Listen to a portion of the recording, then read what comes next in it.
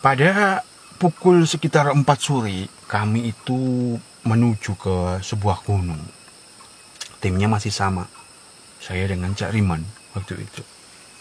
Jadi tanggalnya saya ingat, tanggal 16 Agustus tahun 1997.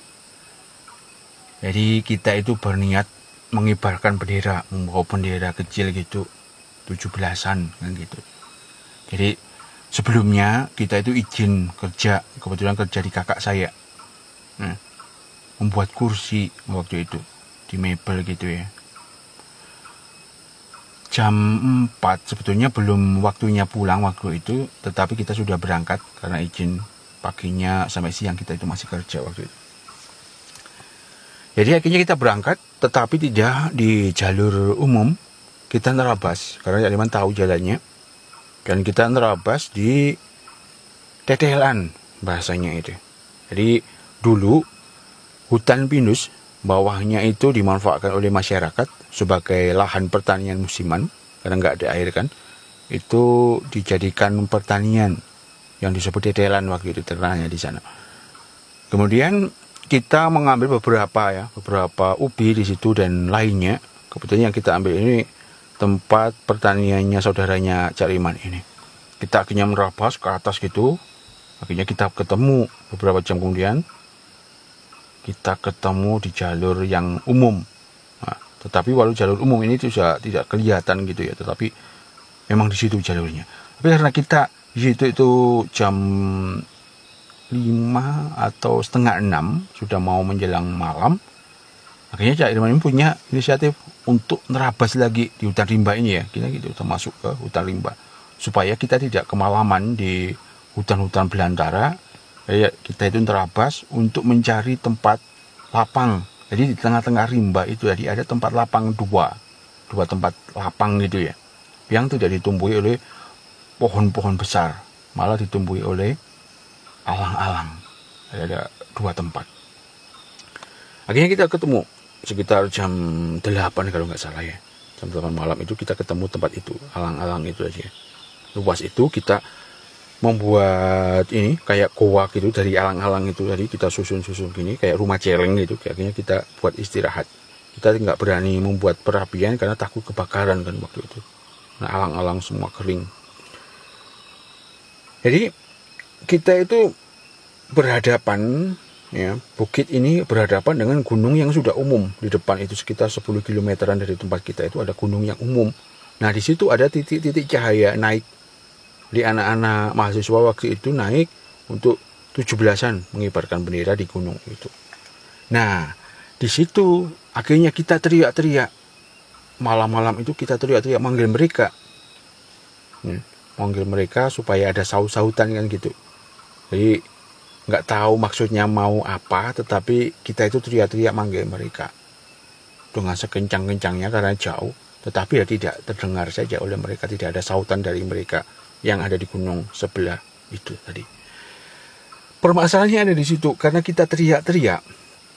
Nah, di sebelah yang saya sebut tadi itu, yang tanah lapang di sebelahnya lagi itu, di situ ada keributan akhirnya. Kerasak karu-karuan, mereka ini berlarian.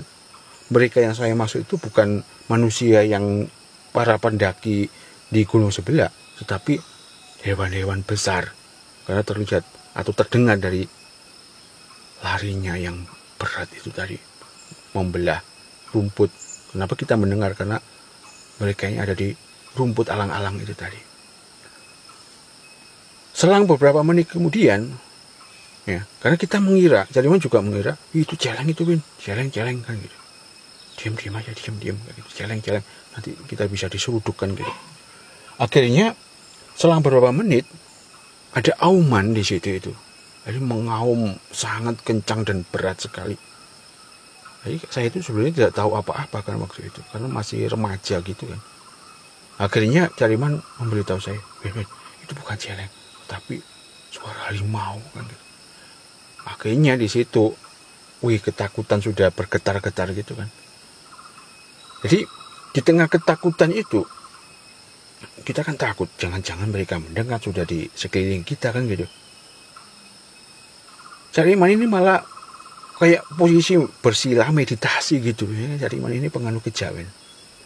Jadi saya yang ketakutan, Cak Iman ini malah meditasi gitu.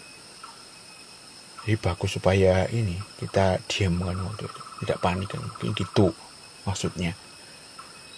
Akhirnya kita diam, silent, menunggu malam, menunggu menjelang fajar supaya pagi kita pergi, karena nggak berani kan, kita bergerak aja nggak berani waktu itu untuk meninggalkan tempat itu. Akhirnya mereka diam, tidak gerasak-gerasak lagi dan tidak ada suara lagi. Ya, kita semalaman nggak tidur itu. Akhirnya waktu mau pagi menjelang itu agak mulai terang gitu, akhirnya kita buru-buru sekali berangkat ke atas. Jadi kita tidak menyeberang ke itu tadi, karena jalurnya sebetulnya itu di jalur yang ke arah barat itu tadi, ya arahnya ke barat menuju ke tempat terbuka yang kedua itu tadi, yang kita prediksi ada suara-suara dan yang kita prediksi ada auman, itu harimau itu tadi. Kita akhirnya ke kanan, ke atas, ke arah selatan. Akhirnya kita naik ke atas dengan buru-buru gitu, melewati hutan belantara, masuk ke belantara, kemudian jalan dengan cepat, nerobos sudah nggak karu-karuan gitu. Akhirnya kita lepas dari hutan belantara dan ketemu batas vegetasi. Akhirnya kita menemukan hutan cemara gunung di situ. Wah, sudah haus, nggak karu-karuan, lapar. Nah, permasalahannya lagi muncul, air kita, karena kita buru-buru berangkat, ketinggalan lah di tempat kita tadi, yaitu di tempat lapang di alang-alang itu tadi. Udah. Akhirnya kita diam di situ, di batu gitu, kita masih ingat, di batu duduk diam. Akhirnya kita mendengar sungai. Di bawah ada sungai kan gitu. Nah, ini untuk sahabat semua, supaya pengalaman kita ini tidak terjadi pada sahabat semua.